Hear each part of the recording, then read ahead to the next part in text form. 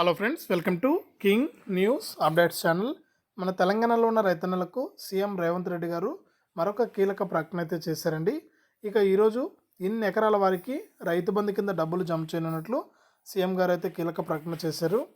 ఇక రైతు బంధుకు సంబంధించి ఇప్పటి వరకు ఎన్ని ఎకరాల వారికి డబ్బులు జమ అయింది, ఇక ఎన్ని ఎకరాల వారికి డబ్బులు జమ అవుతుందనే సమాచారాన్ని మనం ఇప్పుడే వీడియో ద్వారా అయితే తెలుసుకుందాం.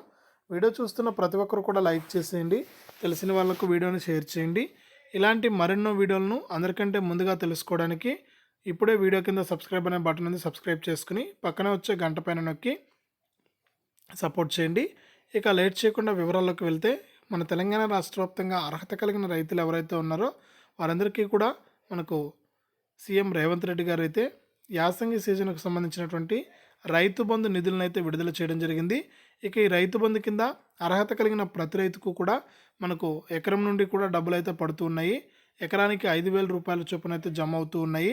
ఇప్పటి వరకు చూసుకుంటే రైతు బంధు కింద మనకు 10 ఎకరాల వరకు కూడా పూర్తి స్థాయిలో డబ్బులు వేశామని ప్రభుత్వం అయితే చెబుతుంది. కానీ రైతన్నలు చెప్పేది ఏంటంటే, మనకి ఇంకా కూడా డబ్బులు అయితే జమ కాలేదు, 7 ఎకరాలు ఉన్నా కూడా మాకు ఇంకా అమౌంట్ అనేది జమ కాలేదని చెబుతూ ఉన్నారనమాట. ఈ నేపథ్యంలో మనకు డబ్బులు అయితే జమ కాలేదని మనకు రైతులు చెబుతున్నటువంటి నేపథ్యంలో ప్రభుత్వం అయితే వచ్చే నెల నుంచి కూడా వీరందరికీ కూడా డబ్బులు జమ చేస్తామని కీలక ప్రకటన అయితే జారీ చేసింది.